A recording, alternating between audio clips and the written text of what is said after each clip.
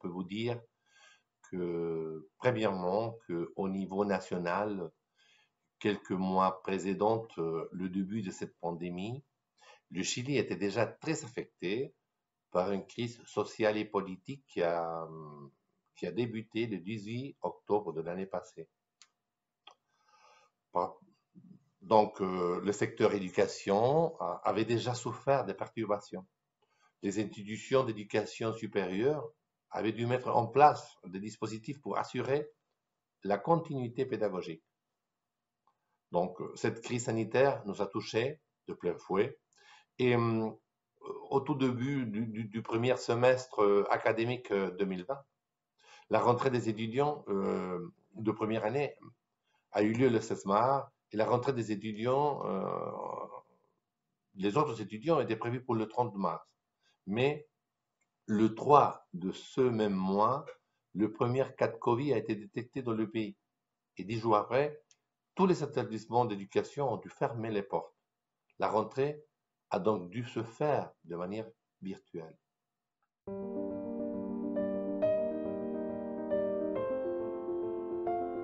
Chaque année, le 80% des citoyens prennent leur congé d'été au mois de février. Ça, c'est le contexte. De fait, le retour du personnel académique et administratif s'est réalisé le 2 mars. Nous avons très rapidement activé le plan dans le contexte du comité anti-pandémie que nous avons à l'université, afin de réviser les protocoles existants, les actualiser et définir les mesures de leur mise en place. Ce comité est présidé par le recteur et suivi par les vice-recteurs de finances, et le vice-recteur académique, les deux doyens, le doyen de la faculté de médecine et celle de sciences de la santé, le directeur de ressources humaines et finalement la directrice générale et stratégique de l'université. Ce comité permet d'appuyer la cellule de crise. Quant à la prise de décision, cette dernière ayant pour objectif de définir et piloter divers plans pour faire face à cette situation d'urgence.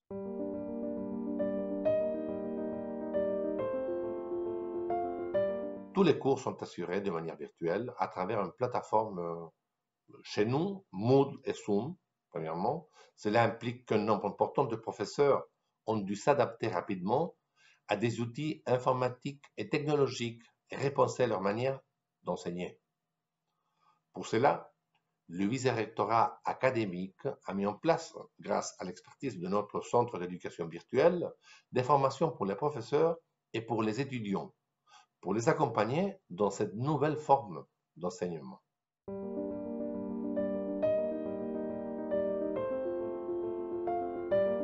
Premièrement, les activités de recherche ont continué à se développer normalement à la manière dont que chaque chercheur dirige de manière autonome ses travaux de recherche.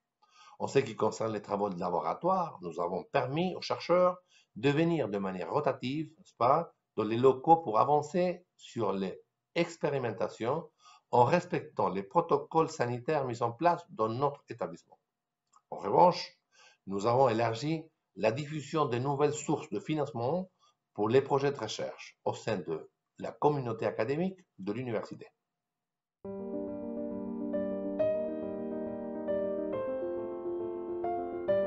Nous avons mis à disposition des étudiants et des membres de la communauté universitaire à travers le plan de connectivité mobile UBO, des dispositifs de connexion puces contenant des recharges d'Internet, ainsi que des équipements tels que des tablettes et ordinateurs portables afin d'améliorer leurs conditions d'apprentissage en ligne et le télétravail dans le cas du personnel.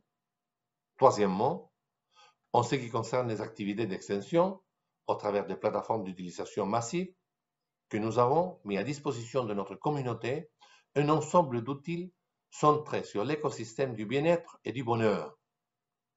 À titre d'exemple, nous avons préparé et diffusé de brefs vidéoclips qui invitent à la lecture, à la pratique sportive à la maison, à participer à des visites virtuelles des musées, expositions, conférences d'autotion, guide de travail autonome, etc.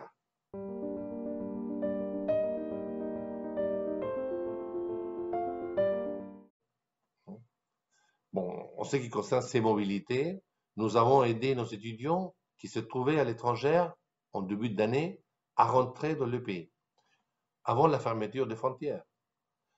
Certains d'entre eux continuent de suivre leur semestre académique de manière virtuelle dans les universités qui les correspondaient. En ce qui concerne les étudiants étrangers en mobilité à la UBO, ils continuent de suivre leur semestre académique dans notre université de manière virtuelle. Certains depuis le Chili, d'autres depuis leur pays d'origine.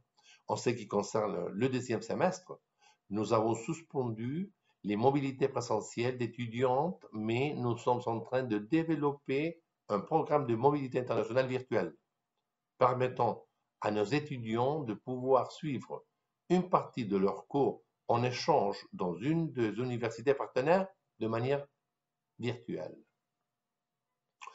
En ce qui concerne les mobilités internationales des professeurs, elles sont suspendues. Pour toute l'année 2020, en revanche, nous favoriserons l'intervention des professeurs étrangers d'institutions partenaires dans nos cours, et ceci réciproquement. De plus, nous partageons régulièrement avec nos partenaires internationaux afin de diffuser toutes les activités académiques virtuelles, telles que webinaires, rencontres organisées en ligne. Un des avantages de cette internationalisation virtuelle est qu'elle permet d'accéder à un plus large public et permet ainsi de rendre des mobilités internationales plus inclusives et équitatives du fait que le coût associé à cette initiative est nul pour nos étudiants. En ces temps complexes, l'internalisation n'est pas paralysée. Bien au contraire, l'esprit de coopération au niveau de relations interinstitutionnelles est davantage renforcé.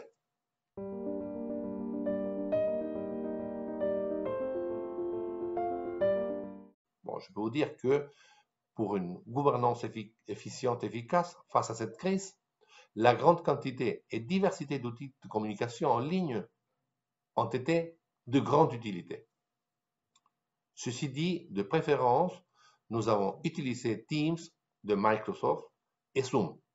Ces outils sont faciles à utiliser, n'ont pas de limite en termes presque pas de limite en termes de participants, permettant une interaction horizontale entre les participants.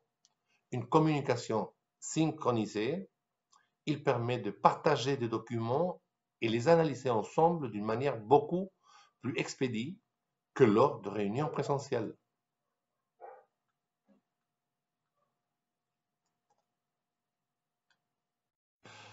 Par rapport à la pratique de gestion des crises,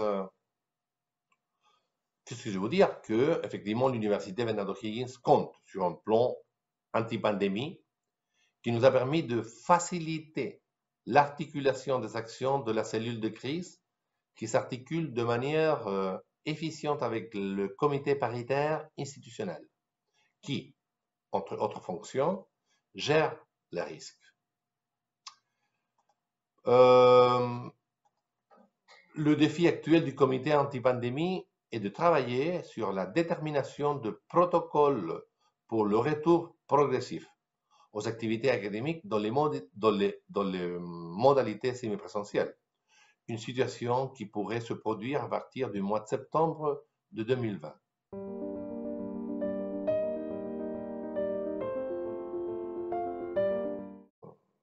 Selon mon opinion, pour un meilleur directionnement de l'université en temps de crise, de la manière qu'on gère l'université, c'est une manière que le recteur a gravité vers une implication du recteur directement, c'est-à-dire en ce qui concerne les thèmes opératifs et sa participation directe avec certaines équipes de travail pour aborder les situations particulières dues à la conjoncture actuelle.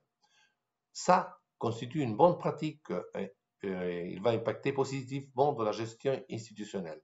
Ça a bien marché. D'une manière traditionnelle, le recteur déploie des fonctions vers l'extérieur de l'université, en représentation de l'institution, n'est-ce pas? Dans la situation actuelle, il est important que le recteur s'implique, participe et constitue des équipes de travail ayant au-delà des distances hiérarchiques selon la structure organisationnelle. En ce temps difficile surgit l'opportunité pour que les collaborateurs de niveau plus opérationnel puissent interagir et démontrer leur capacité d'action pour faire face à cette situation de crise.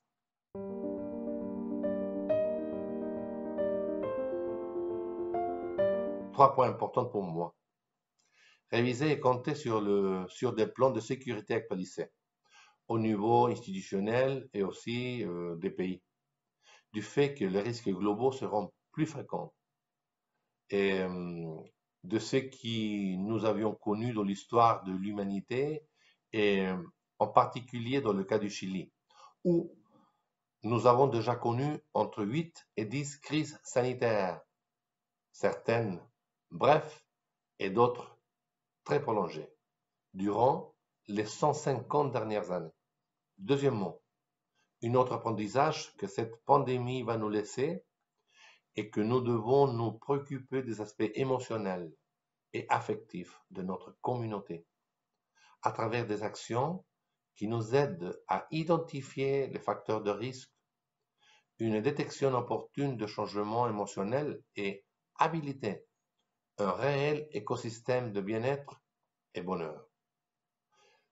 Troisième et finalement, en matière de gestion de risque, je pense que les protocoles de sécurité vont perdurer pendant longtemps, et ceci relatif aux aspects sanitaires et de distance physique entre les personnes.